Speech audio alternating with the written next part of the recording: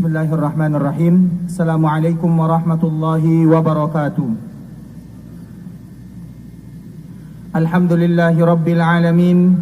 Wassalatu wassalamu ala ashrafil anbiya'i wal mursalin wa ala alihi wa ashabihi wa man tabi'ahum bi ihsanin ila yaumiddin. Amma ba'd. Faya ayyuhal hadirun, usikum wa nafsi bittaqwallahi azza wa jal. Qala Allah ta'ala, a'udzu billahi minasy syaithanir rajim. Ya ayyuhalladzina amanu taqullaha haqqa tuqatih wa la tamutunna illa wa antum muslimun. Saudara-saudari kaum muslimin, kaum muslimat, rahimani rahimakumullah. Alhamdulillah, kita senantiasa bersyukur kepada Allah Subhanahu wa taala. Hari demi hari Allah Subhanahu wa taala masih memberikan kepada kita kesempatan dan kesehatan, dan alhamdulillah kita masih termasuk di antara hamba-hamba Allah Subhanahu wa taala yang mau meramaikan dan memakmurkan rumah Allah Subhanahu wa taala, dan yang demikian merupakan salah satu bentuk keimanan seseorang. Kemudian selawat beriringkan salam semoga tetap tercurahkan buat baginda Rasulullah sallallahu alaihi wasallam. Ahibati fillah, pada malam hari ini insyaallah taala kita bersama salah seorang dosen Universitas Islam Madinah yang bernama Dr. Sa'ad Al-Anazi. Tadi malam kita bersama Dr. Fahad Al-Anazi, dan malam ini kita bersama Sa'ad Al-Anazi. Sama-sama Al-Anazi, tetapi mereka bukan kakak beradik ya. Al-Anazi itu adalah sebuah kabilah besar yang ada di daerah Arab Saudi. Dan dosen kita ini, Dr. Sa'ad, merupakan salah seorang dosen yang juga mengajar di jurusan syariah dan juga mengajar di jurusan akidah. Untuk mempersingkat waktu, langsung saja kita minta waktu, tempat, dan waktunya kita persilahkan kepada syekh kita. Falyatafaddal mashkura wa ma'jura. Assalamualaikum warahmatullahi wabarakatuh.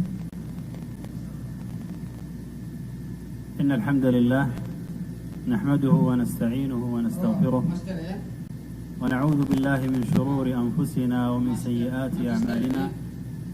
Man yahdihillahu fala mudilla lahu ومن يضلل فلا هادي له وأشهد أن لا إله إلا الله وحده لا شريك له وأشهد أن محمدا عبده ورسوله صلى الله عليه وعلى آله وصحبه وسلم تسليما كثيرا.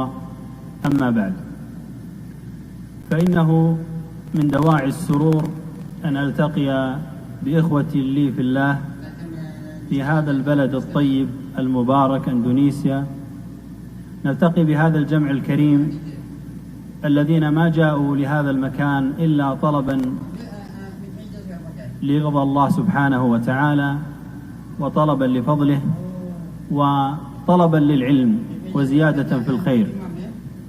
ومن سلك طريقا يلتمس فيه علما سهل الله عز وجل له طريقا إلى الجنة. جعلنا الله وإياكم من أهلها. نلتقي اليوم ونتدارس حديث النبي صلى الله عليه وآله وسلم، ونتدارس حديثا عظيما عنه صلى الله عليه وآله وسلم يحتاجه كل مسلم.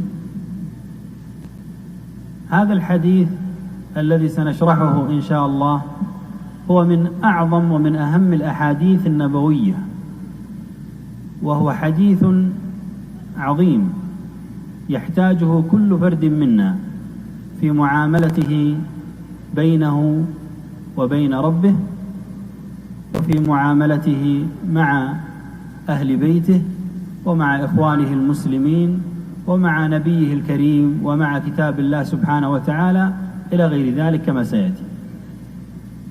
فهو حديث دل على ما يجب أن يكون عليه المسلم تجاه ربه وتجاه نبيه وكتابه وبقية المسلمين وأئمة المسلمين. نعم. Alhamdulillah, Syekh membuka dengan muqaddimah khutbatul hajah. Kemudian Syekh mengatakan, merupakan satu kebanggaan pada malam hari ini ketika saya berjumpa dengan saudara-saudara saya karena Allah Subhanahu wa taala di negara yang bagus ini, atau di negara yang indah, negara Indonesia. kita berkumpul di malam hari ini dengan perkumpulan yang mulia. Salah satu tujuan kita berkumpul di malam hari ini tidak lain tidak bukan adalah mencari keridhaan Allah Subhanahu wa taala, dan juga kita mencari karunia Allah Subhanahu wa taala, dan juga kita mencari ilmu agama. Karena Rasulullah sallallahu alaihi wasallam pernah mengatakan, barang siapa yang menempuh suatu perjalanan yang mana perjalanan tersebut dijadikan untuk mencari ilmu, maka Allah Subhanahu wa taala akan mempermudah jalannya menuju surga Allah Subhanahu wa taala. Semoga Allah Subhanahu wa taala menjadikan saya, menjadikan kita semua termasuk di antara ahlinya. Kemudian ikhwatal Islam, kita berjumpa dan mempelajari hadis Rasulullah sallallahu alaihi wasallam. Pada malam hari ini kita akan mempelajari sebuah hadis yang sangat agung, yang mana kita sebagai setiap muslim sangat membutuhkan hadis ini. Hadis yang agung di antara hadis-hadis Rasulullah sallallahu alaihi wasallam, karena hadis ini memberikan gambaran kepada kita bagaimana mestinya kita bermuamalah dengan Allah Subhanahu wa taala, dan bagaimana kita bermuamalah dengan Nabi kita sallallahu alaihi wasallam, bagaimana hendaknya kita bermuamalah dengan keluarga kita, dan juga bagaimana hendaknya kita bermuamalah dengan saudara-saudara kita kaum muslimin. Hadis ini merupakan hadis yang sangat agung sekali, yang menunjukkan bagaimana pentingnya kita bermuamalah dengan Allah, bagaimana cara bermuamalah dengan Allah, bermuamalah dengan Rasul kita, bermuamalah dengan kitab kita, dan bermuamalah dengan kaum muslimin. هذا الحديث هو حديث أخرجه الإمام مسلم في صحيحه عن تميم بن أوس الداري رضي الله عنه وأرضاه عن النبي صلى الله عليه وآله وسلم أنه قال: الدين النصيحة، الدين النصيحة، الدين النصيحة، كررها 3 مرات. قال تميم: قلنا لمن يا رسول الله؟ قال: لله ولكتابه ولرسوله ولأئمة المسلمين وعامتهم. الدين النصيحة. هنا اختصر النبي صلى الله عليه وسلم وصف الدين بأنه النصيحة، فحقيقة الدين هي النصيحة، وأن ينصح العبد نفسه، وأن يعمل بما يخلصها من عذاب الله، وبما يقودها إلى جنة الله سبحانه وتعالى.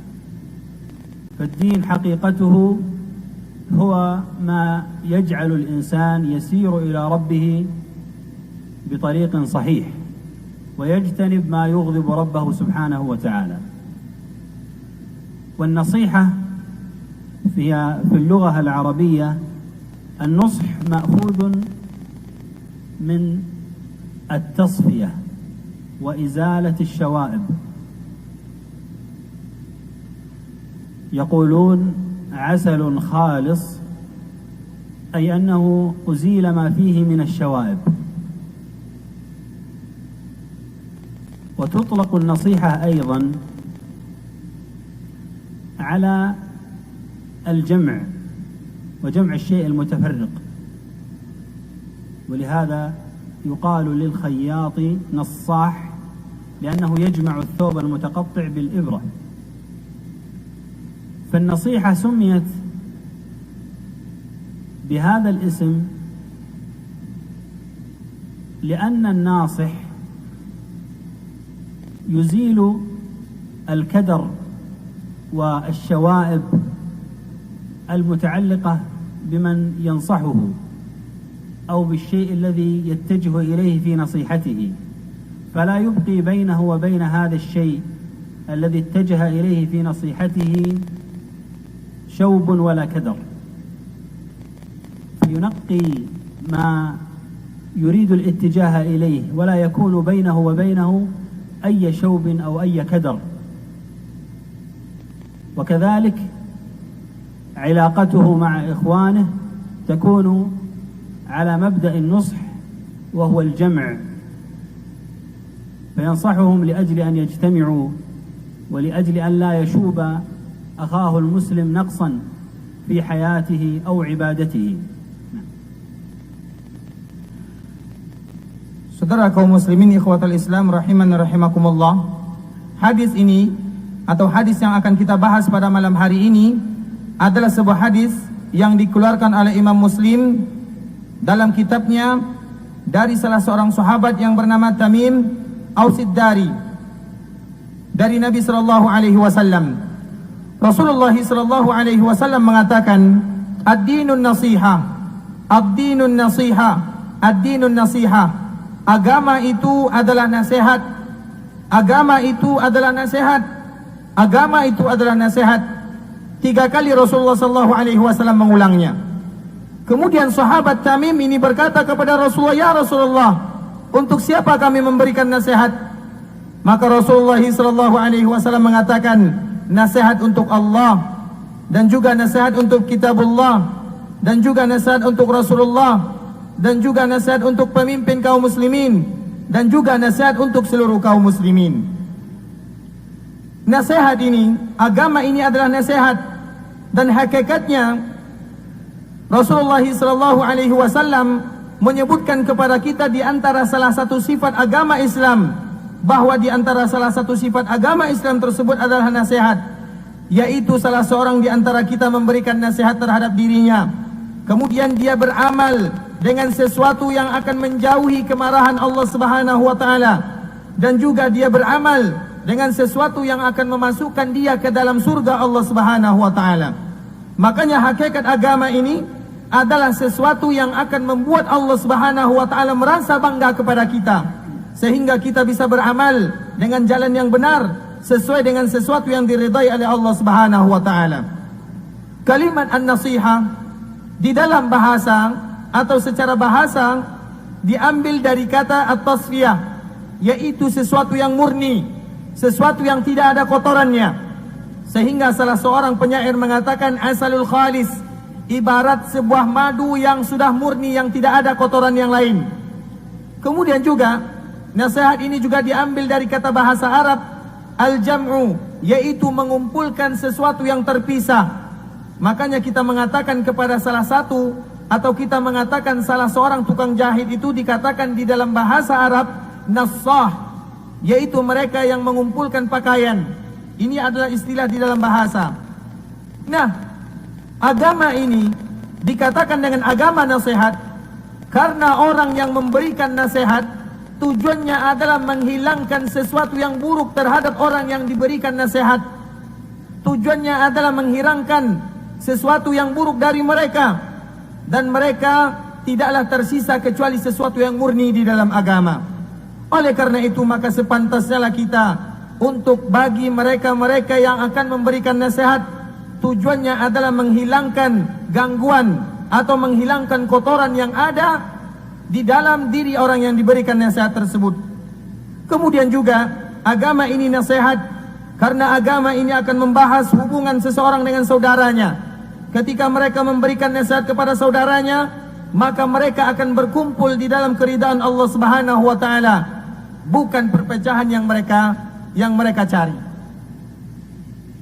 وقال الصحابة رضي الله عنهم لمن يا رسول الله هذه النصيحة التي اختصر فيها النبي صلى الله عليه وسلم الدين، فقال إن الدين هو النصيحة، كما قال الحج عرفة قال الدين النصيحة. وقوله الحج عرفة يعني أن أعظم أركان الحج هو عرفة، فكذلك من أعظم أمور هذا الدين هذه النصيحة. فقالوا لمن يا رسول الله هذه النصيحة التي وصفت أنها هي الدين، وكررت ذلك 3 مرات للتأكيد، لمن؟ قال لله. والنصيحة لله هي أن يزيل العبد ما بينه وبين ربه مما يشوب علاقته مع ربه ومما يكدر علاقته مع ربه، فيزيل كل ما يكدر عباداته وعلاقته مع ربه، فلا يكون في عباداته شيء من الشرك أو دعوة غير الله أو سؤال غير الله، وأن تكون عبادته خالصة لله تبارك وتعالى. قل إني أمرت أن أعبد الله مخلصا له الدين وأمرت لأن أكون أول المسلمين. فتكون العبادة خالصة لله. ومن النصح لله سبحانه وتعالى أن يعتقد كمال صفات الله سبحانه وتعالى، وأن يسميه بأسمائه الحسنى، وأن يعتقد أن لله أسماء حسنى، وأن له صفات عليا عظيمة لا تشابه أوصاف المخلوقين، كما قال عز وجل: ليس كمثله شيء وهو السميع البصير. فيعتقد في الله أوصاف الجلال والكمال ويعظم الله سبحانه وتعالى. ومن الإخلاص لله سبحانه ومن النصيحة لله سبحانه وتعالى أن يعتقد ربوبيته وألوهيته، وأنه هو الرب المتصرف بجميع خلقه، وأنه هو الإله الواحد لا رب سواه ولا خالق غيره، فلا يتجه بعبادته إلا إلى الله سبحانه وتعالى، وأن يقبل بقلبه على ربه، وأن يسأل حاجته من الله سبحانه وتعالى، وأن يعظم أمره، وأن يجتنب نهيه، وأن يؤمن برسله ويتبع أنبياءه ورسله، ويصدق بما جاء عن ربه سبحانه وتعالى، ويحب فيه ويبغض فيه، وتكون علاقاته في المحبة والولاء والبراء تابعة لرضا الله سبحانه وتعالى. فمن كان محبا لله طائعا له أحبه، ومن كان عاصيا لله سبحانه وتعالى ومقصرا في حق الله أبغضه على هذا التقصير. هذا كله من النصح لله سبحانه وتعالى، فتزيل كل ما يكدر العلاقة بينك وبين ربك، وأيضا أن تكون ملتصقا وقريبا من ربك، وهذا من معاني النصيحة كما تقدمنا، وهو الالتصاق بالشيء، فيكون العبد قريبا من ربه ملتصقا به غير بعيد عنه، مجتهدا في العبادة ومجتهدا في العمل، ومحبا لربه سبحانه وتعالى، ومقدما لربه على قول كل أحد وعلى رأي كل أحد، ويحب الله سبحانه وتعالى ويجتهد في طاعة الله سبحانه وتعالى. Ahibati fillah, sahabat Rasulullah sallallahu alaihi wasallam bertanya kepada Rasulullah, "Ya Rasulullah, untuk siapa nasihat ini?" Karena Rasulullah sallallahu alaihi wasallam mengatakan dan mengulang sebanyak 3 kali, "Ad-dinun nasiha, ad-dinun nasiha, ad-dinun nasiha." Dan ini sama dengan perkataan Rasulullah sallallahu alaihi wasallam, "Al-hajju Arafah."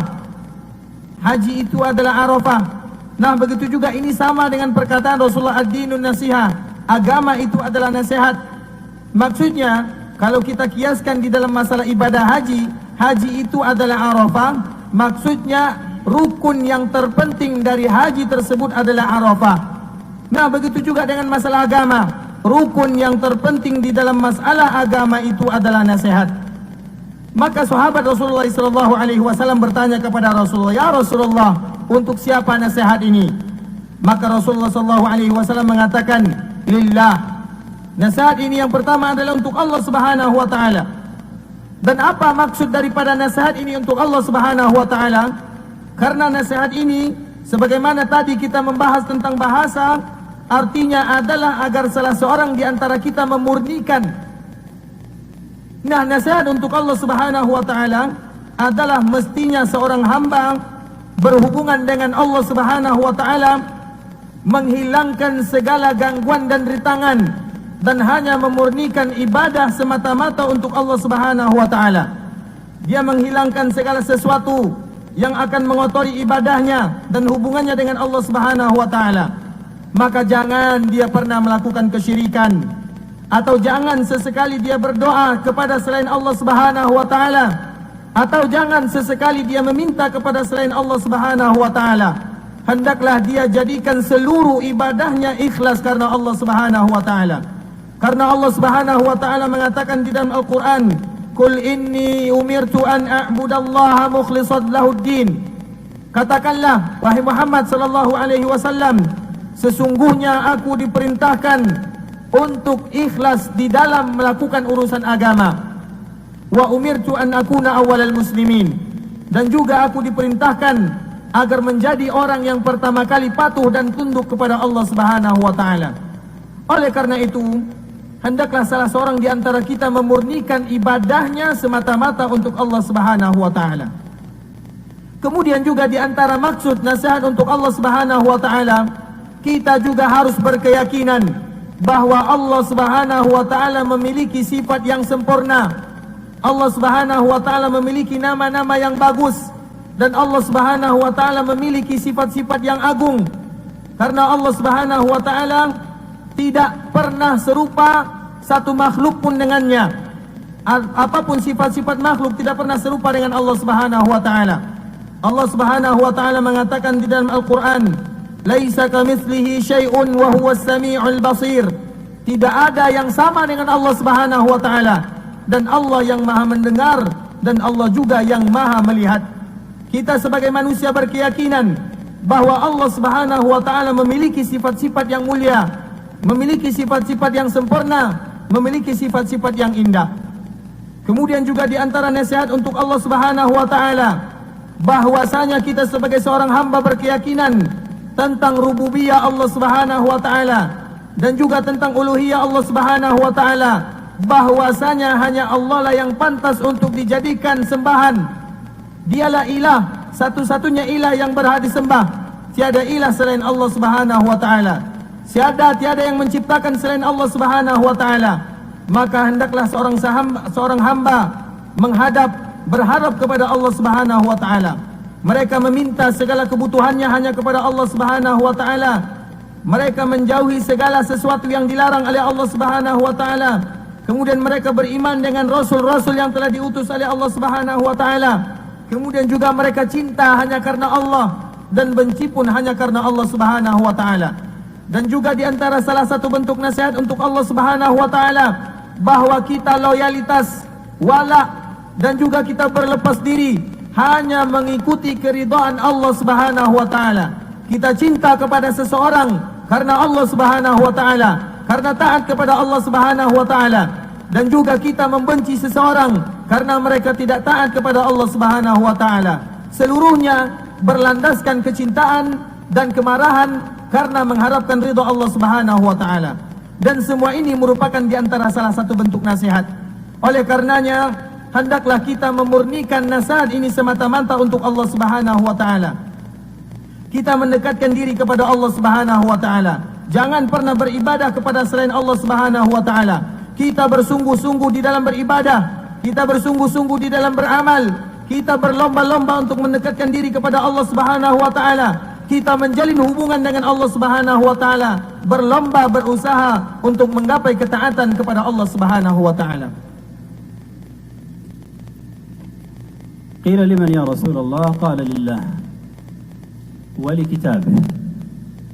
النصيحة لكتاب الله سبحانه وتعالى تشمل أمورا عدة. أولا أن يعتقد أن القرآن كلام الله، وأن الله سبحانه وتعالى تكلم به، وأنه كلامه سبحانه وتعالى، وأنه غير مخلوق، وأن يعظم هذا الكتاب، وأنه تكلم به سبحانه وتعالى، وأن جبريل بلغه إلى نبينا الكريم صلى الله عليه وآله وسلم ونزل به عليه، نزل به الروح الأمين على قلبك لتكون من المرسلين. نزل به جبريل على النبي صلى الله عليه وآله وسلم، وأول ما نزل به هو قوله اقرأ باسم ربك الذي خلق. وهذا يدل على أن هذا الكتاب كتاب علم، ونحن أمة علم، وأول ما نزل في هذا الكتاب الحظ والحث على العلم. من النصيحة لكتاب الله أن يعظم هذا الكتاب، وأن يكون هذا الكتاب القرآن معظما في قلبه وفي نفسه، وأن يهتم به ويحرص على تلاوته وقراءته وحفظه إذا استطاع. وإن كان لا يعرف ولا يحسن اللسان العربي واللغة العربية فيجتهد في تعلمها حتى يفهم كلام الله سبحانه وتعالى، لأن معرفتك لهذه اللغة ومعرفتك لمعاني كلام الله سبحانه وتعالى يجعلك أكثر فهما لكتاب الله، وأكثر تدبرا له، ومعرفة بما فيه من العلم الكثير ومن الخير. وحرصك على تعلم كتاب الله وعلى معرفة معانيه هذا يدل على محبة عظيمة منك لله سبحانه وتعالى. فإن الله سبحانه وتعالى في كتابه يأمرك بأوامر كثيرة وينهاك عن نواهي كثيرة، فإن كنت لا تعرف ولا تفقه هذه المعاني فقد فاتك خير عظيم. لكن إن كان في قلبك محبة عظيمة لله سبحانه وتعالى فإنك ستجتهد في أن تبحث عن معرفة معناها، إما بالكتب التي ترجمت أو بتعلم اللغة إن استطعت لذلك. وبحثك واهتمامك بمعرفة معاني كلام الله سبحانه وتعالى والقرآن كما ذكرنا يدل على المحبة، وذلك أنه لو أرسل إليك شخص يحبك وتحبه ويهمك أمره كثيرا رسالة بلغة لا تعرفها فإنك لن تترك هذه الرسالة، بل ستجتهد في البحث عمن يترجم هذه الرسالة ومن يبين لك ماذا في هذه الرسالة، لأنها رسالة من شخص له مكانة في نفسك وتعظيم في قلبك، ولا أعظم ولا أجل في نفوس المسلمين جميعا من ربنا سبحانه وتعالى.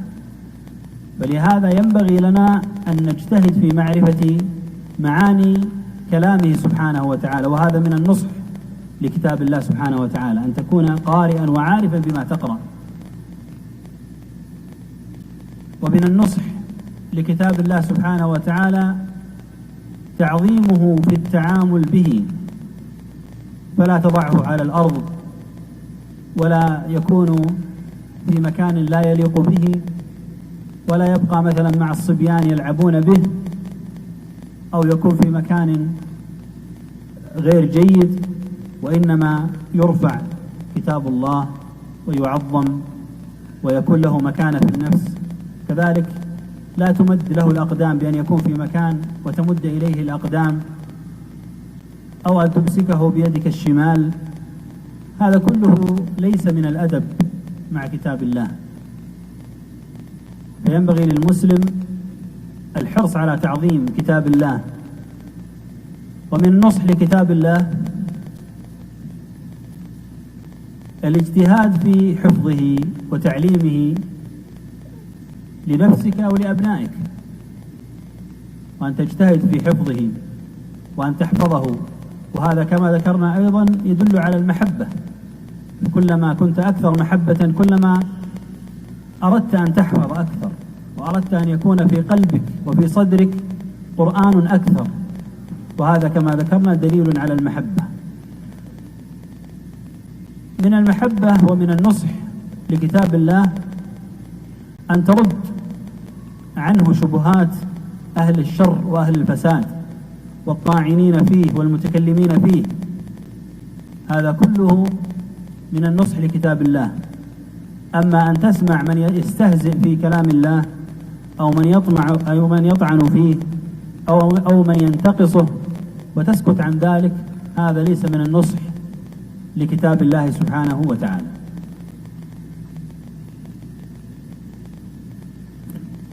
Kemudian ikhwatul Islam azani Allah wa iyyakum, ketika ada sahabat yang bertanya kepada Rasulullah sallallahu alaihi wasallam, untuk siapa nasihat ini ya Rasulullah? Maka Rasul menjawab, yang kedua wali kitabih, dan untuk kitabnya. Dan di antara salah satu bentuk nasihat untuk kitabullah azza wa jal, yang pertama adalah kita harus berkeyakinan bahwa Al-Quran ini adalah kalamullah, Allah yang berbicara secara langsung, dan ini adalah firman Allah subhanahu wa ta'ala. Dan Al-Quran itu bukanlah makhluk. Dan juga kita harus mengagungkan Al-Quran, bahwasanya Allah subhanahu wa ta'ala berbicara secara langsung. Dan Jibril yang telah menyampaikan Al-Quran tersebut kepada Rasul kita sallallahu alaihi wasallam, sebagaimana yang dikatakan oleh Allah subhanahu wa ta'ala, nazala bihir ruhul amin ala qalbika litakuna minal munzirin bilisanin arabiyyin mubin. Allah subhanahu wa ta'ala menurunkan kepada malaikat kepada Rasulullah sallallahu alaihi wasallam, dari malaikat kepada Rasulullah sallallahu alaihi wasallam, agar Rasul tersebut memberikan peringatan. Kemudian ayat yang pertama turun itu adalah surah Iqra al-Alaq, Iqra bismi rabbikal ladzi khalaq. Bacalah dengan nama Rabbmu. Ayat ini menunjukkan bahwa Al-Quran ini adalah kitab ilmu, dan kita ini adalah umat yang harus berilmu. Karena Allah subhanahu wa ta'ala memulai ayatnya dengan masalah ilmu. Oleh karena itu ikhwatal Islam azani Allah wa iyyakum, kita harus mengagungkan Al-Quran. Kita harus berusaha untuk senantiasa membaca Al-Quran, berusaha untuk mentadaburi Al-Quran, dan juga berusaha untuk menghafal Al-Quran tersebut. Dan juga kita harus berusaha untuk memperbaiki dan mempelajari bahasa yang ada di dalam Al-Quran. Maka hendaklah kita berusaha untuk mempelajari kalamullah azza wa jal. Karena dengan memahami kalamullah, dengan memahami bahasa yang diturunkan oleh Allah subhanahu wa ta'ala, berarti itu merupakan salah satu penyebab kita akan lebih paham dan tahu apa yang dikatakan oleh Allah subhanahu wa ta'ala. Dan semangat kita untuk mempelajari kitabullah, juga semangat kita untuk mempelajari makna-makna yang terkandung di dalam Al-Quran, ini menunjukkan salah satu bukti betapa cintanya kita kepada Allah subhanahu wa ta'ala. Karena mungkin di dalam Al-Quran tersebut banyak perintah yang Allah perintahkan kepada kita, dan juga di dalam Al-Quran tersebut banyak larangan yang Allah subhanahu wa ta'ala melarang kita. Kalau seandainya kita tidak memahami bahasa Al-Quran itu, maka kita akan hilang untuk memahami bahasa Allah subhanahu wa ta'ala. Oleh karenanya ikhwatal Islam azani Allah wa iyyakum, kita harus berusaha memaksimalkan semaksimal mungkin untuk mengetahui makna-makna atau kandungan yang ada di dalam Al-Quran tersebut, karena ini merupakan salah satu dalil kita cinta kepada Allah subhanahu wa ta'ala. Makanya kalau kita contohkan, apabila ada salah seorang saudara kita yang mereka mengirimkan surat kepada kita, kemudian saudara kita ini merupakan saudara yang kita cintai, dia itu mempunyai kedudukan di hati kita, kemudian dia mengirimkan surat kepada kita dengan bahasa yang tidak kita pahami, apa yang kita lakukan? Maka yang kita lakukan adalah kita berusaha untuk memahami apa yang dia tulis, atau paling tidak kita berusaha untuk mencari penterjemahnya. Dan tidak ada yang lebih mulia ikhwatal Islam dibandingkan dengan surat yang ditulis oleh Allah subhanahu wa ta'ala, atau tidak ada yang lebih mulia dari kitab yang diturunkan oleh Allah subhanahu wa ta'ala. Makanya kita harus bersemangat, kita harus termotivasi untuk memahami kandungan-kandungan yang ada di dalam Al-Quran. Kemudian ikhwatal Islam azani Allah wa iyyakum, juga di antara bentuk nasihat untuk kitabullah adalah agar kita senantiasa mengagungkan Al-Quran. Jangan pernah kita letakkan Al-Quran tersebut di atas lantai, atau kita meletakkan Al-Quran tersebut di tempat yang tidak pantas, atau kita biarkan Al-Quran tersebut dipermainkan oleh anak-anak yang belum paham, atau kita letakkan Al-Quran tersebut di sesuatu yang tidak diridai, maka kita hendak menghormati Al-Quran tersebut. Jangan sampai Al-Quran tersebut diinjak, jangan sampai Al-Quran tersebut diremehkan, karena ini bukan merupakan adab dan bukan merupakan salah satu bentuk terhadap nasihat untuk kitabullah.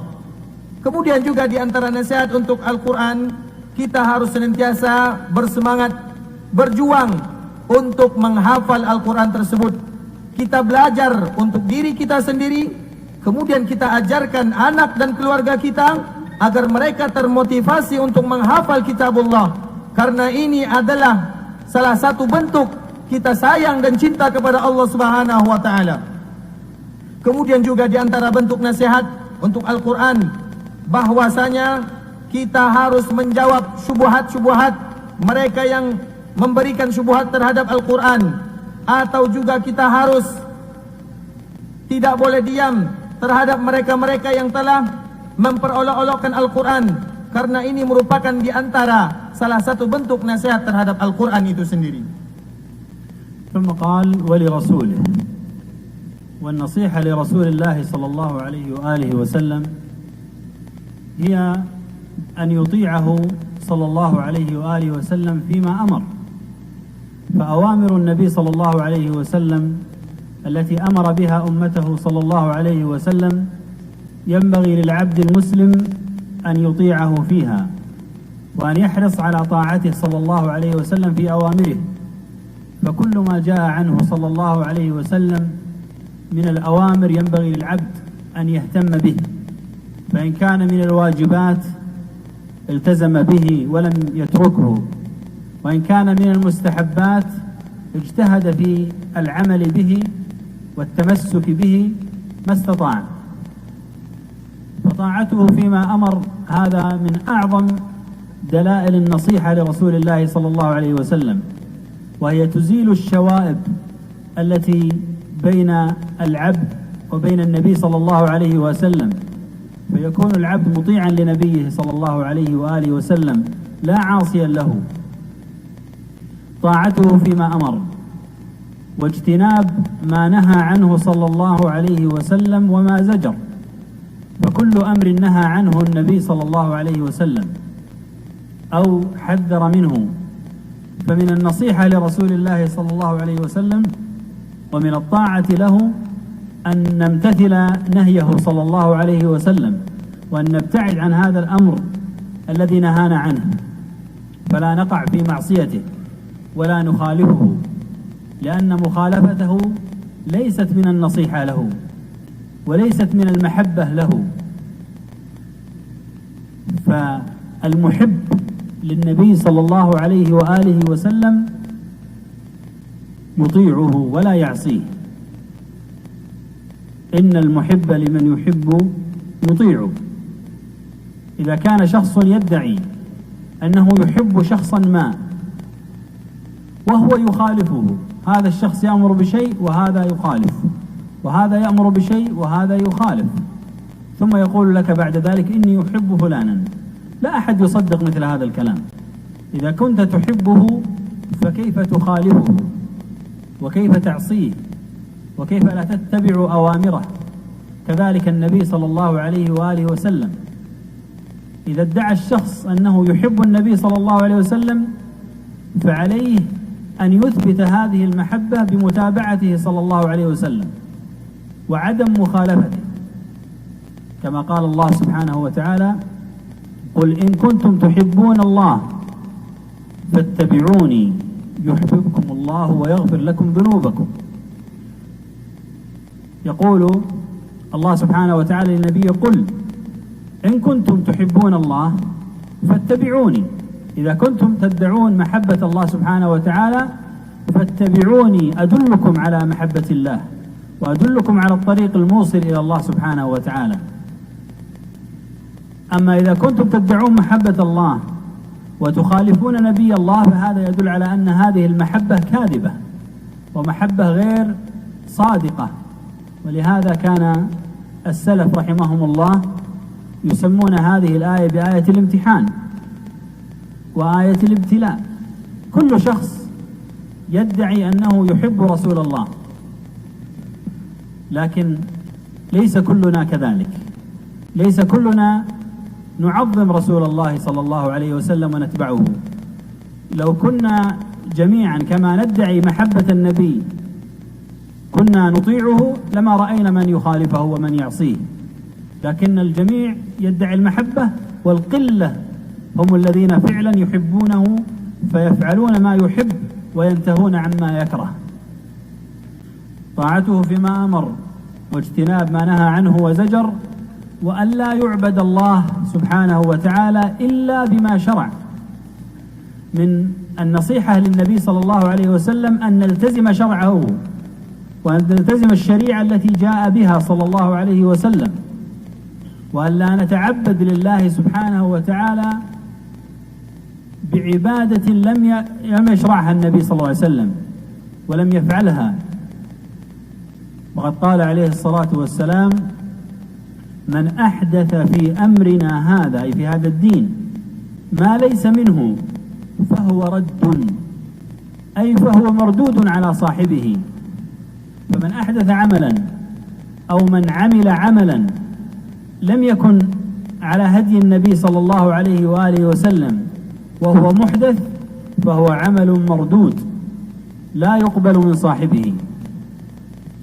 فمن مظاهر النصح للنبي صلى الله عليه وسلم أن نعمل وفق شريعته، وأن نتبعه وأن لا نبتدع، وأن نأتي بعبادات وأفعال لم يفعلها النبي صلى الله عليه وآله وسلم. فلا نفعل في عباداتنا إلا ما كان النبي صلى الله عليه وسلم يفعله. أما أن نحدث عبادة لم يفعلها صلى الله عليه وآله وسلم فهذا من البدع. نعم. أيضا من محبته صلى الله عليه وسلم تعظيمه وتعظيم كلامه وقوله، وتقديم كلامه وقوله على قول كل أحد. فمن يحب النبي صلى الله عليه وسلم يعظمه ويجله، ويكون في قلبه محبة وتعظيم للنبي الكريم صلى الله عليه وآله وسلم. من مظاهر النصح له ومحبته صلى الله عليه وسلم الاهتمام بسنته وتعظيمها والعمل بها، هذا كله من النصيحة للنبي صلى الله عليه وسلم. ومن مظاهر عدم النصح للنبي صلى الله عليه وسلم أن تجد الشخص يرد السنة ولا يقبل بالسنة ولا يعمل بها ويتعصب لأقوال تخالفها، هذا كله من عدم النصح للنبي صلى الله عليه وسلم. ولو كان ناصحا وصادقا في محبته للنبي صلى الله عليه وسلم لقدم قوله صلوات الله وسلامه عليه على قول كل أحد، ولعظمه صلى الله عليه وسلم أعظم التعظيم، ولم يقدم على قوله قول عالم أو فقيه أو غير ذلك.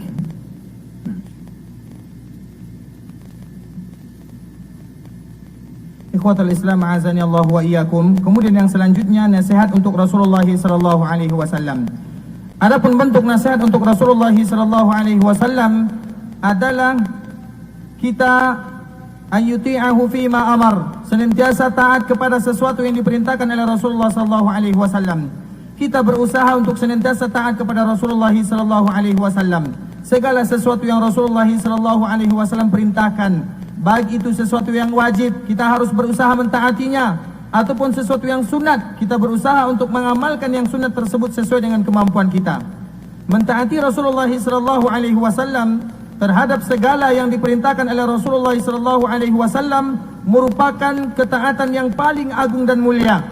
Karena ini merupakan salah satu yang akan menghilangkan sesuatu yang ada di dalam hati kita antara kita dan Rasulullah sallallahu alaihi wasallam. Kita tidak boleh berbuat maksiat kepada Rasulullah sallallahu alaihi wasallam.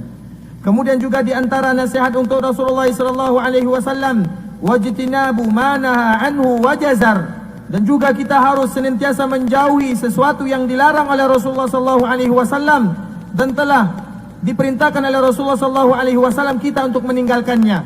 Segala sesuatu yang dilarang oleh Rasulullah kemudian kita mengikuti kemudian kita meninggalkan apa yang dilarang oleh Rasulullah sallallahu alaihi wasallam tersebut, Ini merupakan salah satu bentuk nasihat untuk Rasulullah sallallahu alaihi wasallam.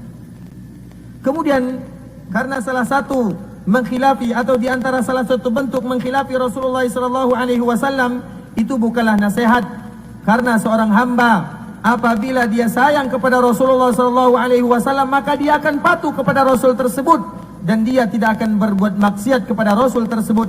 Karena seorang penyair mengatakan, innal muhibba liman yuhibbu muti'u.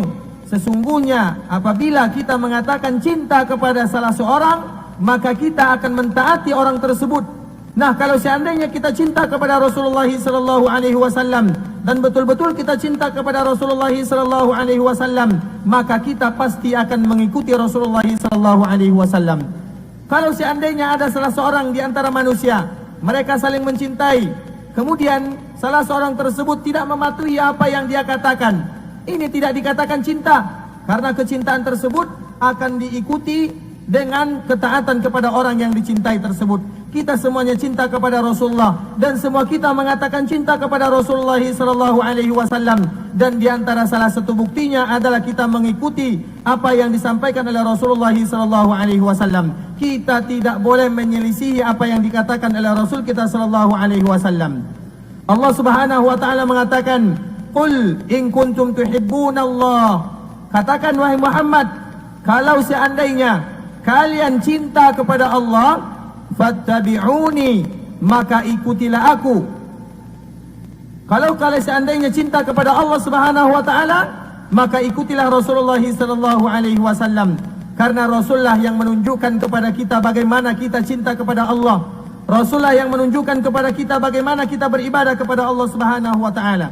Sehingga apabila salah seorang di antara kita mengatakan saya cinta kepada Rasulullah, kemudian dia tidak patuh dan tidak mengikuti ajaran Rasulullah, maka kecintaan tersebut adalah kecintaan palsu.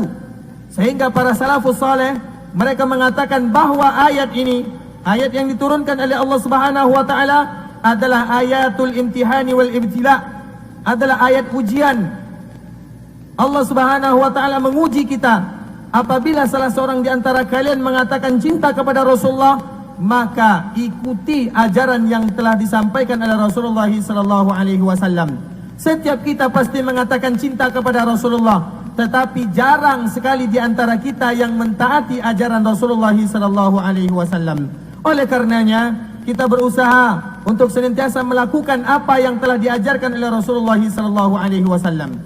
Kemudian ikhwatal Islam azani Allah wa iyyakum, juga di antara salah satu bentuk cinta kepada Rasulullah sallallahu alaihi wasallam, wa alla na'budu illa bima syara'. Kita tidak boleh beribadah kepada Allah Subhanahu wa taala kecuali dengan sesuatu yang telah disyariatkan oleh Rasulullah sallallahu alaihi wasallam, karena ini merupakan bentuk kita memberikan nasihat kepada Rasulullah sallallahu alaihi wasallam. Kita tidak boleh melakukan suatu syariat di dalam agama sesuatu yang tidak pernah diajarkan oleh Rasul kita sallallahu alaihi wasallam. Sehingga Rasulullah sallallahu alaihi wasallam mengatakan di dalam hadisnya, "Man ahdasa fi amrina hadza." Barang siapa yang melakukan sesuatu di dalam agama ini, sesuatu yang tidak diajarkan oleh Rasulullah sallallahu alaihi wasallam, fahuwa raddun, maka amalan yang dia lakukan adalah amalan yang akan ditolak oleh Allah Subhanahu wa taala. Barang siapa yang melakukan sebuah amalan yang amalan tersebut keluar dari konsep sunnah Rasulullah sallallahu alaihi wasallam, maka amalan tersebut amalan yang sia-sia, amalan yang tidak akan diterima oleh Allah Subhanahu wa taala. Makanya di antara salah satu bentuk memberikan nasihat kepada Rasulullah, kita harus belajar tentang sunnah Rasulullah. Kita harus mengikuti sunnah Rasulullah sallallahu alaihi wasallam. Kemudian kita tidak boleh melakukan perkara-perkara bid'ah yang tidak pernah diajarkan oleh Rasul kita sallallahu alaihi wasallam. Kemudian ikhwatal Islam azani Allah wa iyyakum, karena sesuatu yang tidak pernah dicontohkan oleh Rasul kita sallallahu alaihi wasallam tidak akan diterima, dan amalan tersebut dinamakan dengan amalan yang bid'ah. Kemudian ikhwatal Islam, juga di antara salah satu bentuk kita bernasihat kepada Rasulullah sallallahu alaihi wasallam adalah kita harus memuliakan sabda-sabda Rasulullah sallallahu alaihi wasallam. Kita dahulukan sabda Rasulullah sallallahu alaihi wasallam terhadap seluruh perkataan. kita dahulukan sabda Rasulullah terhadap perkataan fulan dan allan. Kita dahulukan sabda Rasulullah SAW karena mendahulukan sabda Rasulullah merupakan salah satu bentuk kita hormat kepada Rasulullah, merupakan salah satu bentuk nasihat untuk Rasulullah SAW. Makanya kita harus senantiasa bersemangat, termotivasi untuk membahas hadis-hadis Rasulullah SAW, kemudian mengamalkan hadis-hadis Rasulullah SAW, dan bukan termasuk, tidak termasuk di dalam kategori nasihat untuk Rasulullah mereka yang membantah sunnah-sunnah Rasulullah, mereka yang tidak mau menerima sunnah-sunnah Rasulullah SAW, mereka yang tidak mau menerima sunnah Rasulullah SAW, maka itu bukan merupakan nasihat untuk Rasulullah SAW. Kalau seandainya kita betul-betul jujur, kalau seandainya kita betul-betul cinta kepada Rasulullah SAW, maka kita akan mendahulukan sabda Rasulullah, hadis-hadis Rasulullah dari perkataan siapapun. Karena itu merupakan salah satu bentuk kita mengagungkan Rasulullah SAW.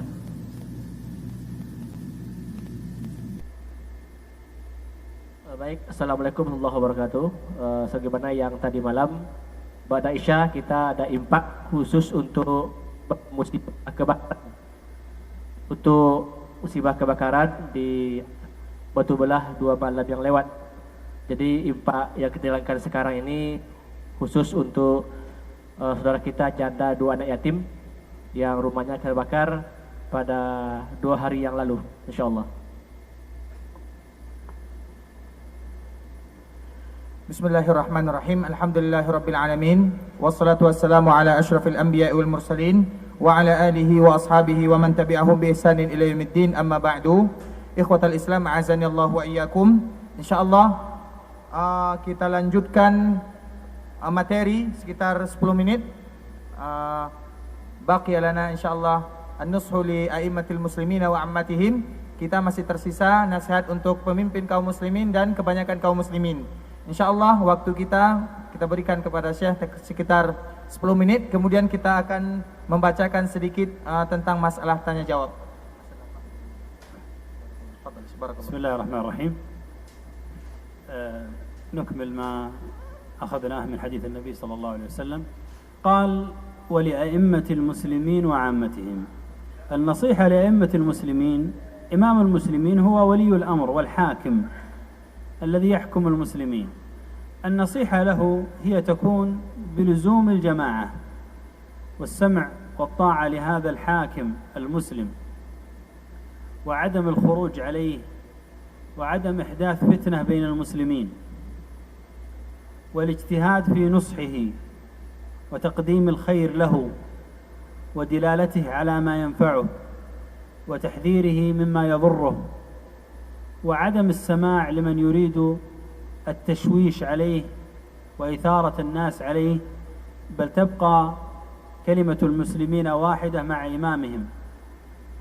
ومن كان له نصيحة للإمام فإنه ينصحه بالسرية، بالطريقة السرية، ولا ينصحه علانية أمام الناس، فإن النصح في الغالب إذا كان أمام الناس لا يجدي نفعا ولا ينفع. أنت لو أتاك شخص نصحك أمام الملأ فإنك تجد في نفسك صعوبة في قبول هذه النصيحة، لأنه أوقعك في حرج أمام الناس. أما لو نصحك فيما بينك وبينه فإن قبولك لنصيحته يكون أسهل وأسرع، لأنه لم يدخل حينئذ حظ النفس لك، ولم يدخل لديك الخوف من كلام الناس أنك فعلت كذا لأجل أن فلانا أنكر عليك أو أنه قال لك كذا وكذا. فالنصيحة لولي الأمر هي بالاجتماع عليه واجتماع الكلمة عليه والدعاء له. هذا كله من هدي النبي صلى الله عليه وآله وسلم. Ahibati fillah, yang selanjutnya nasihat untuk pemimpin kaum muslimin. Pemimpin kaum muslimin tersebut adalah waliul amr atau hakim yang memerintah sebuah daerah tersebut. Dan bentuk nasihat untuk waliul amr adalah kita senantiasa berada di dalam jemaah kaum muslimin. dan kita senantiasa mendengar dan taat kepada pemimpin muslim tersebut, dan kita tidak boleh keluar dari jemaah pemimpin tersebut, dan kita tidak boleh melakukan sesuatu tindakan-tindakan kriminalitas di dalam kepemimpinannya tersebut. Dan juga kita harus berusaha untuk memberikan nasihat kepada mereka dan memberikan kebaikan-kebaikan sehingga mereka bisa menerimanya. Dan kita tidak boleh mendengarkan bagi mereka yang ingin memperpecah belah kaum muslimin, karena kalimat kaum muslimin itu satu, dan ini adalah salah satu bentuk kita memberikan nasihat kepada pemimpin. Dan juga di antara salah satu memberikan nasihat kepada pemimpin tersebut, kita senantiasa memberikan kepadanya nasihat. Dan yang harus kita ingat, nasihat yang diberikan kepada pemimpin haruslah secara sirriyah, yaitu secara diam-diam atau secara tersembunyi. Jangan memberikan kepada mereka nasihat secara terang-terangan, karena nasihat secara terang-terangan di depan manusia, maka manfaatnya akan hilang. Kita saja, kata Syekh, kalau diberikan nasihat oleh orang lain di depan orang banyak, maka kita akan sulit menerimanya, karena hati kita akan mendongkol. Akan tetapi apabila memberikan nasihat, apabila ada orang lain memberikan kepada kita nasihat secara sembunyi-sembunyi, maka itu lebih mudah kita untuk menerimanya. Karena yang demikian tidak ada di dalamnya sifat riya. Yang demikian itu tidak ada kita akan memperhatikan perkataan manusia. Kita betul-betul mengharapkan nasihat untuk pemimpin tersebut. Makanya kalau kita ingin memberikan nasihat kepada pemimpin kita, berikanlah kepada mereka nasihat secara diam-diam, bukan secara terang-terangan. Dan ini merupakan bentuk nasihat kepada pemimpin. Juga merupakan salah satu bentuk nasihat kepada pemimpin kita adalah agar senantiasa kita mendoakan pemimpin kita tersebut, karena ini merupakan salah satu petunjuk Rasul kita sallallahu alaihi wasallam. ثم قال وعامتهم. النصيحة لعامة المسلمين تكون بإرشادهم إلى خير ما ينفعهم، وتعليمهم أمور دينهم، وحثهم على الخير، ونهيهم عن المنكر، وإرشادهم إلى كل ما ينفعهم في أمور دينهم وكذلك في أمور دنياهم. فإذا وجدت أحدا من المسلمين في غفلة أو في خطأ أو في معصية، فإنك تنبهه وتعلمه وتبين له وترشده إلى الحق وترشده إلى الصواب. كذلك من النصيحة لعامة المسلمين أن يكون الإنسان سليم القلب لهم، سليم القلب لإخوانه المسلمين، لا يحمل في قلبه غلا ولا حقدا ولا حسدا على إخوانه المسلمين، فإن هذا ليس من النصح للمسلمين. النصيحة للمسلمين أن تكون سليم القلب لإخوانك، محبا لهم ومريدا للخير لهم، تريد أن يكونوا في أفضل حال وفي أحسن حال، وإذا رأيتهم على حال فيها نقص فإنك تقيمهم وتعلمهم وتعينهم وترشدهم وتذكرهم بالخير وتدلهم عليه. هذا من النصح للمسلمين. Kemudian yang terakhir, memberikan nasihat kepada seluruh kaum muslimin. Dan di antara bentuk nasihat kepada kaum muslimin adalah senantiasa memberikan dan menunjukkan kepada mereka jalan-jalan kebaikan, mengajarkan kepada kaum muslimin tentang agama, memberikan kepada mereka motivasi untuk melakukan kebaikan, kemudian melarang mereka untuk melakukan kemungkaran. Intinya, nasihat untuk kaum muslimin adalah membimbing mereka kepada sesuatu yang akan memberikan manfaat di dalam urusan dunia dan juga di dalam urusan agama. Apabila kita menjumpai saudara kita sesama muslim, mereka berada di dalam kelalaian, atau mereka melakukan kesalahan, atau mereka melakukan kemaksiatan, maka sepantasnya lah bagi kita sebagai sesama muslim untuk mengingatkan mereka, kemudian membimbing mereka kepada jalan kebenaran, karena ini merupakan nasihat kita kepada saudara kita kaum muslimin. Dan juga ikhwatul Islam, merupakan bentuk nasihat kepada kaum muslimin, hendaklah kita sebagai manusia, hati kita itu selamat, hati kita itu bersih terhadap saudara-saudara kita kaum muslimin. jangan pernah kita merasa iri hati, atau jangan pernah kita merasa dengki, atau jangan kita pernah hasad kepada saudara-saudara kita kaum muslimin. Karena hasad iri hati terhadap saudara kaum muslimin itu bukan merupakan nasihat terhadap kaum muslimin. Sayang kita, suka kita menginginkan kebaikan terhadap saudara-saudara kita kaum muslimin, itulah yang merupakan kebenaran dan itulah yang merupakan nasihat terhadap sesama kaum muslimin. Kita menginginkan mereka agar senantiasa berada di dalam keadaan yang baik. Kita menginginkan saudara-saudara kita kaum muslimin agar mereka berada di dalam keadaan yang diridhai oleh Allah Subhanahu wa taala. Kita ajarkan mereka, kita bimbing mereka, kita tunjukkan mereka, kita sebutkan kepada mereka kebaikan-kebaikan, karena inilah yang dinamakan dengan nasihat terhadap sesama kaum muslimin. وبهذا نعرف أن هذا الحديث من أعظم الأحاديث، وهو مصداق لما أخبر عنه صلى الله عليه وسلم أن الدين هو النصيحة.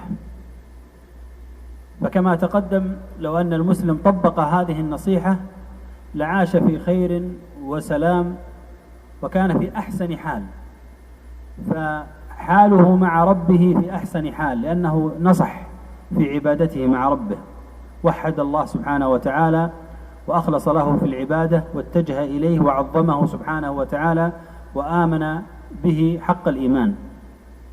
كذلك كتاب الله سبحانه وتعالى أخلص ونصح لكتاب الله فآمن به واعتقد أنه كلام الله وتعبد الله عز وجل بتلاوته وبتعلمه وقراءته وتعظيمه. وكذلك رسول الله صلى الله عليه وسلم نصح له باتباعه وتعظيمه واجتناب نواهيه واتباع أوامره والابتداع عن البدع والسير على طريقته ونشر سنته.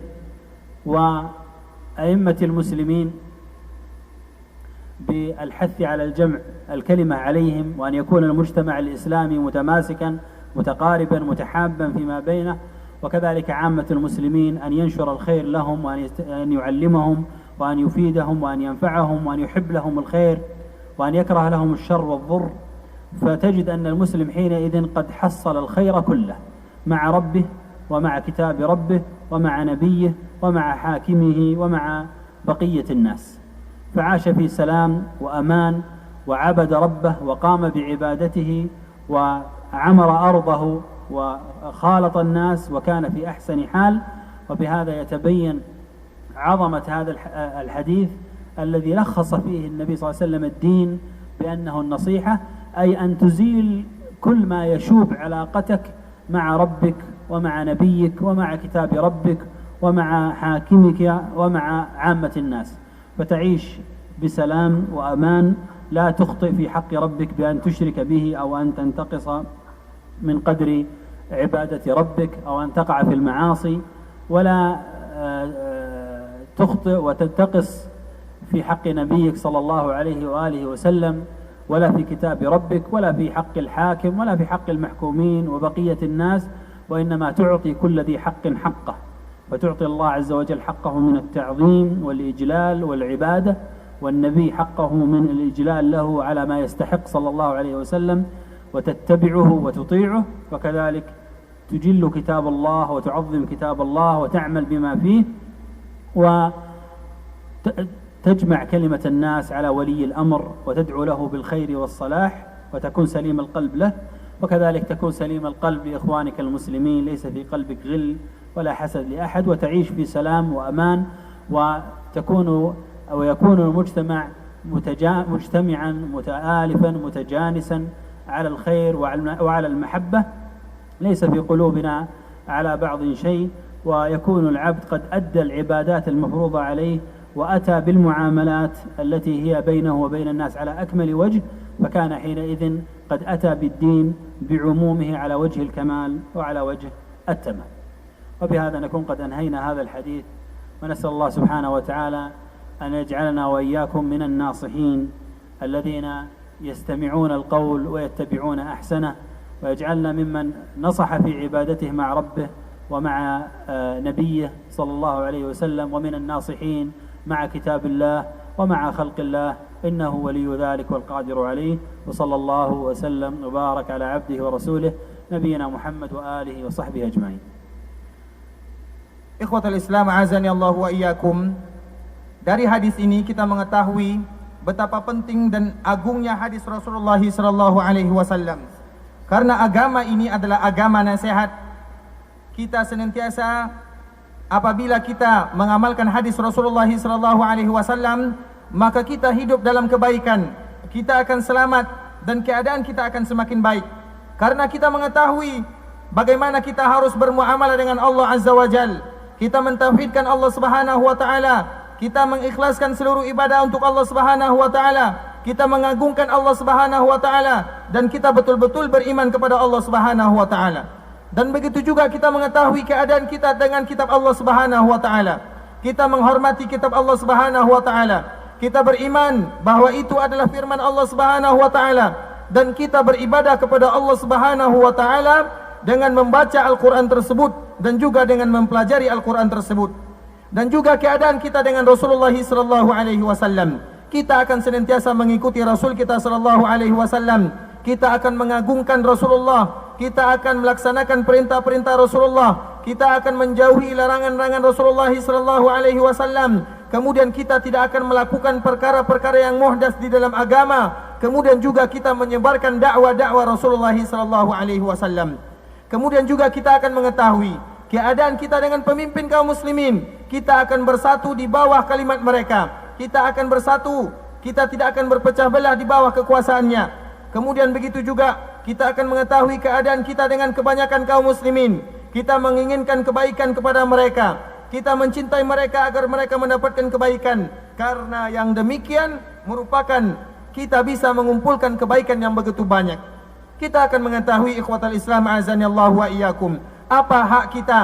Apa hak Allah Subhanahu wa taala? Apa hak Rasulullah? Kemudian hak kitab Allah, kemudian hak pemimpin kaum muslimin. Kemudian kita juga akan mengetahui hak saudara-saudara kita kaum muslimin. Apabila kita mengamalkan hadis yang mulia ini, maka kita akan hidup dalam kenyamanan, kita akan hidup dalam ketentraman, kita beribadah kepada Allah Subhanahu wa taala dengan sebenar-benarnya. Kemudian kita akan bermuamalah dengan manusia dengan muamalah yang baik. Hadis ini adalah hadis yang mengumpulkan seluruh agama, yang akan menghilangkan kedengkian di dalam hati kita, yang akan menghilangkan ketidakmurnian bermuamalah dengan Allah Subhanahu wa taala dan bermuamalah dengan Rasul kita sallallahu alaihi wasallam. Karena nasihat tersebut merupakan kemurnian, murni kita bermuamalah dengan Allah, murni kita bermuamalah dengan kitabullah, murni kita bermuamalah dengan Rasulullah, murni kita bermuamalah dengan pemimpin kaum muslimin dan juga murni bermuamalah dengan kaum muslimin itu sendiri.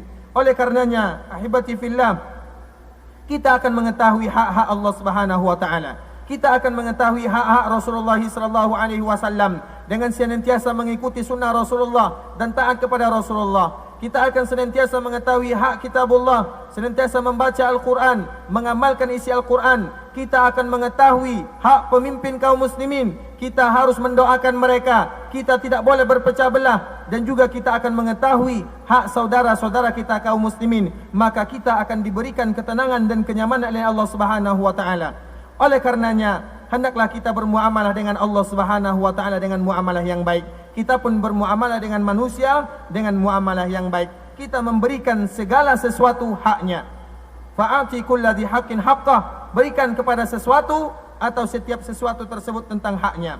Oleh karena itu, saudara kaum muslimin, kaum muslimat rahimani rahimakumullah, maka setelah kita membahas dan mendengarkan hadis ini, dengan ini pula kita menutup pembahasan kita pada malam hari ini, dan kita bermohon kepada Allah Subhanahu wa taala agar menjadi salah satu di antaranya.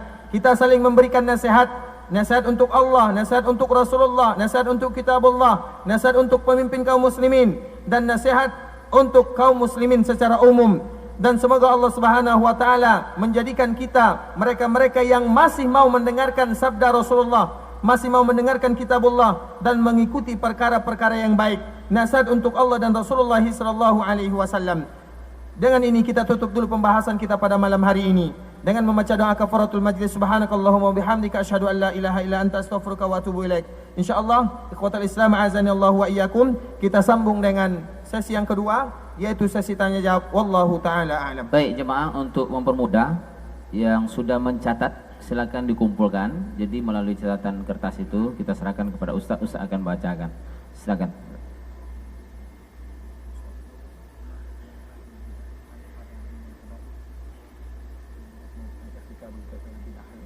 Pertanyaan yang pertama, apakah pelaku bid'ah termasuk golongan atau termasuk dosa besar? Syukran wa jazakumullahu khairan.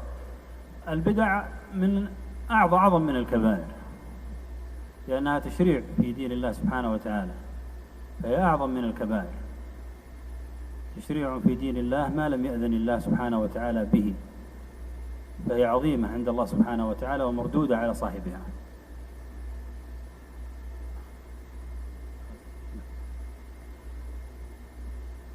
Perkara bid'ah merupakan dosa besar yang paling besar. Karena itu merupakan membuat syirikatan di dalam agama Allah Subhanahu wa taala. Sesuatu yang tidak pernah diizinkan oleh Allah Subhanahu wa taala. Dan perbuatan bid'ah adalah perbuatan yang akan ditolak pelakunya.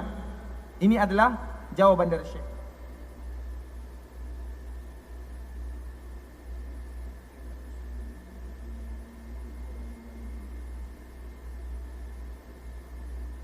Pertanyaan yang selanjutnya, bagaimana cara menasihati seorang pemimpin dan orang tua? Jazakumullah khairan. النصح لولي الأمر أن يبدأ له ما يراه هذا المسلم الناصح، أن يبدي له مرئياته ويبدي له هذا الشيء الذي يريد إنكاره، لكن بأسلوب حسن كما جاء في الحديث: من كان عنده نصيحة لذي سلطان فلا يبديه علانية ولكن ليأخذ بيده، فإن قبل منه فذاك وإلا كان أدى الذي عليه. إن قبل منه فذاك يعني هذا هو المطلوب، أن يقبل هذا الشيء الذي تكلم فيه، وإلا كان هذا الشخص المنكر قد برأ ذمته وأدى الذي عليه.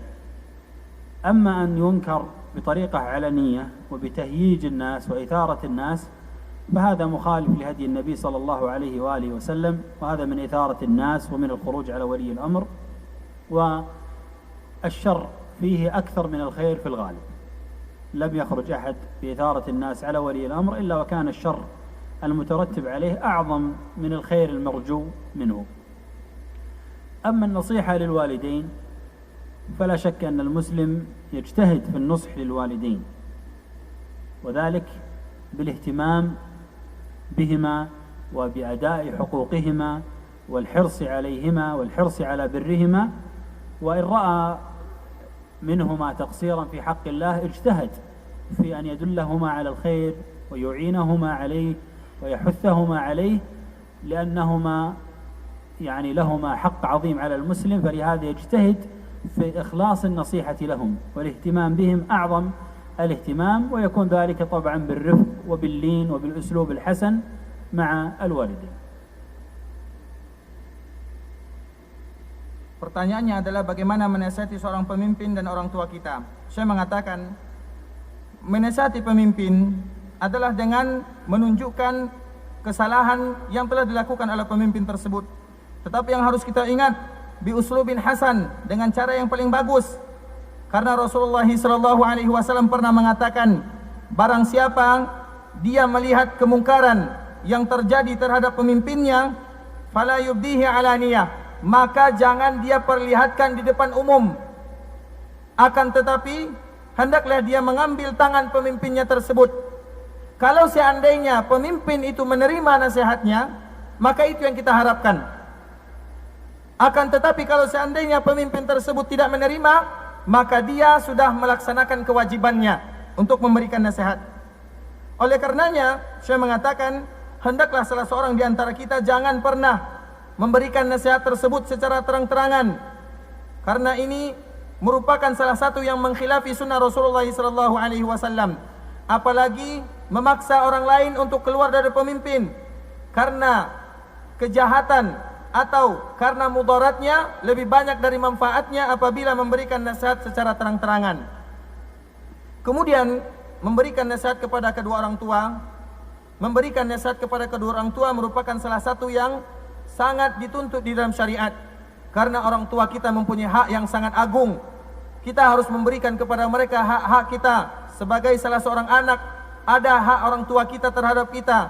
Kita harus berbakti kepada mereka. Kita harus berjuang dan berusaha agar senantiasa orang tua kita tersebut bisa kita berikan kepada mereka nasihat yang lembut. Kita ikhlas Yang kita harapkan adalah bagaimana agar orang tua kita tersebut bisa mendapatkan kebaikan dari apa yang kita katakan. Tentunya dengan birrifqi wallin, tentunya dengan kelembutan, dengan kasih sayang. Begitulah diantara salah satu cara memberikan nasihat kepada kedua orang tua.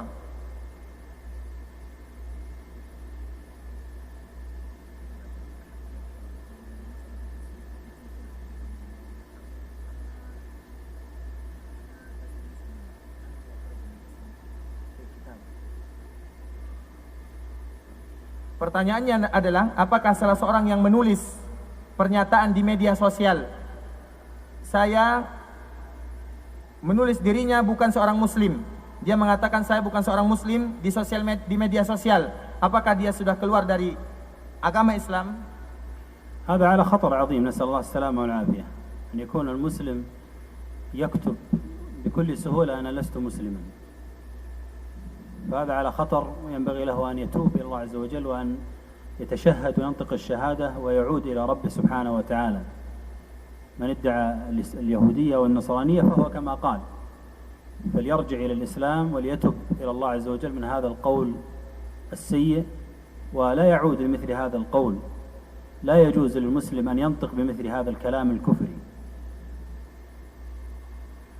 Saya mengatakan perkataan atau tulisan seperti ini merupakan bahaya yang sangat besar.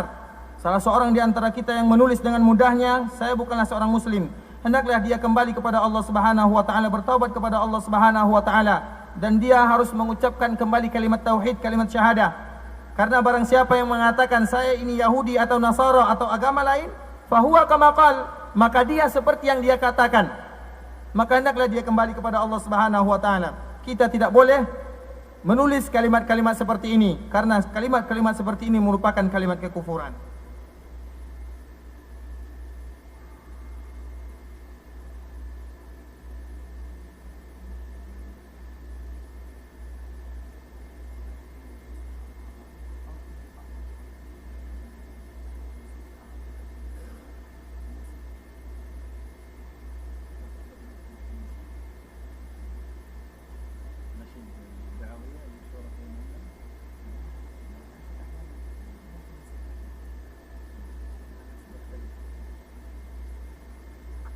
Pertanyaannya adalah, apakah semua jenis musik itu haram atau adakah musik yang tidak haram?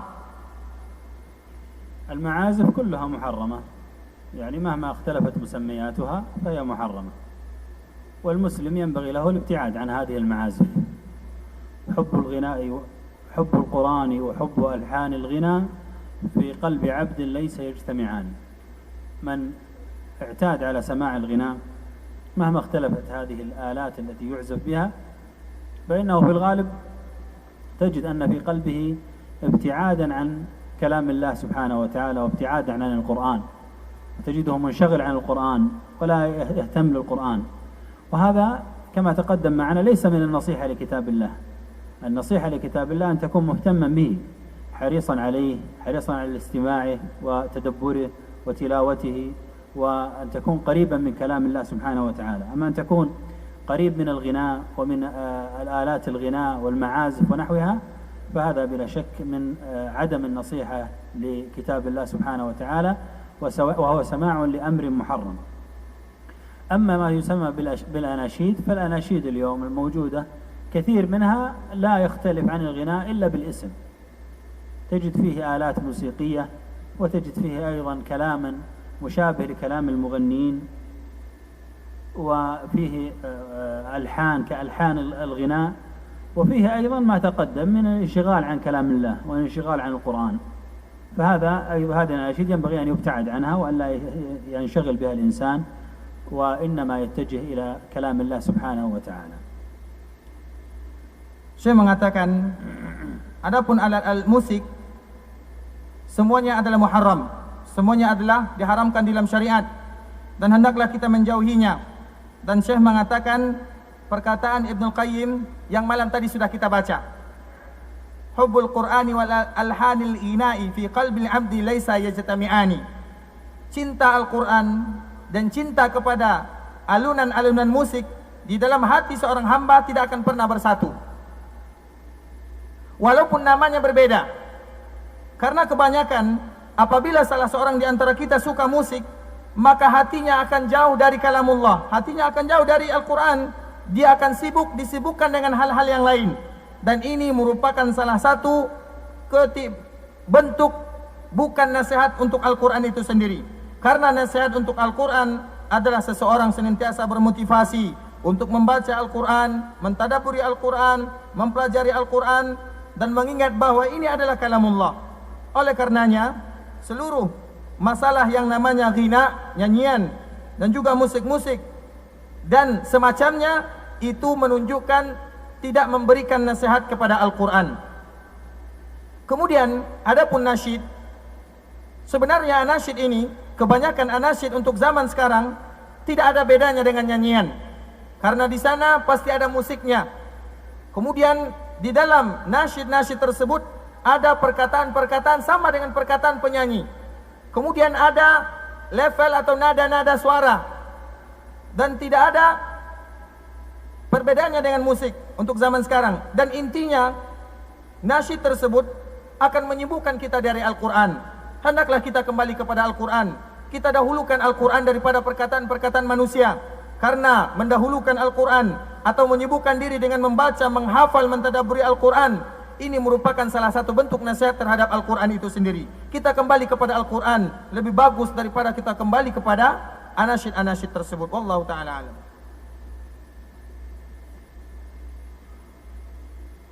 Baik, jemaah, supaya adil, ada jemaah kita yang dah buat kertas. Jadi kita beri kesempatan bertanya langsung yang hadir sekarang. Silakan. Ya. Tapi bertanyanya langsung Pak ya. Langsung ke pertanyaan. Langsung ke pertanyaan.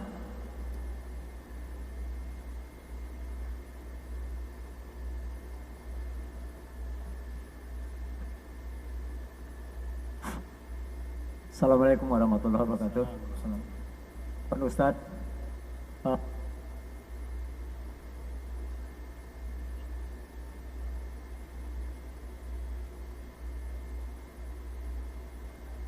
sama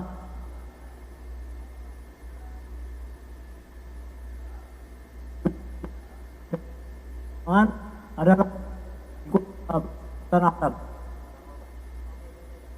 Berdiri aja lah Pak, biar berdiri, nggak usah pakai mic, nggak apa-apa. Pertanyaan Ustaz, samakah pahala orang yang sholat di dalam Masjid Haram dengan yang di lingkungan masjidnya, di luarnya? Di terasnya. Ya, di tanah haramnya itu, di lingkungan masjidnya. Haram Makkah ya. Ya.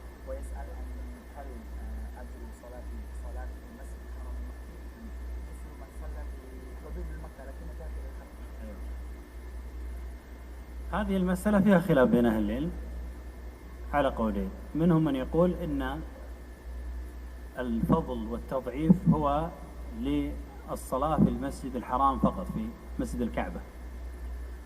ومنهم من يقول لا، الفضل في كل مساجد مكة، كل مساجد مكة. لكن الصواب والله أعلم أن الفضل والتضعيف هو لمسجد الكعبة فقط، المسجد الحرام، لأن النبي صلى الله عليه وسلم بين أن الفضل هو في المساجد الثلاثة، المسجد الحرام ومسجد هذا والمسجد الأقصى. فقال إن المسجد الحرام الصلاة فيه ب100,000 صلاة، والمسجد النبوي ب1000 صلاة، والمسجد الأقصى ب500 صلاة أو ب250 على الأحاديث التي وردت في ذلك. فبين صلى الله عليه وسلم أن هذه المساجد هي المساجد التي فيها هذا التضعيف، وهي أيضا المساجد التي يشد الرحال إليها، فنهى عليه الصلاة والسلام عن شد الرحال، أي السفر ابتغاء الفضل وتضعيف الأجر، إلا إلى هذه المساجد الثلاث. فليس الإنسان أن يشد الرحل وأن يسافر بغية فضل وأجر إلا لهذه المساجد الثلاثة. وإنما حازت هذه المساجد الثلاثة هذا الفضل وهذا الأجر وهذا التضعيف لأنها مساجد بناها الأنبياء.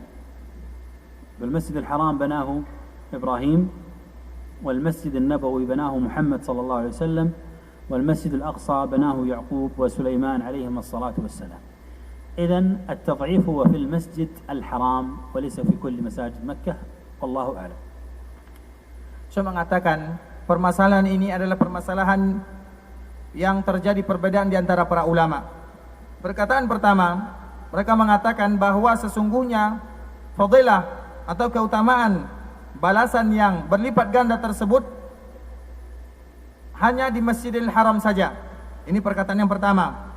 Adapun yang kedua, mereka mengatakan seluruh masjid yang ada di kota Mekah mendapatkan keutamaan seperti ini. Akan tetapi Syekh kemudian mengatakan, dan yang shawab dan yang benar menurut pandangan saya adalah bahwasanya yang mendapatkan keutamaan tersebut hanyalah masjid yang ada di Ka'bah saja. Karena Nabi SAW telah menjelaskan di dalam hadisnya bahwa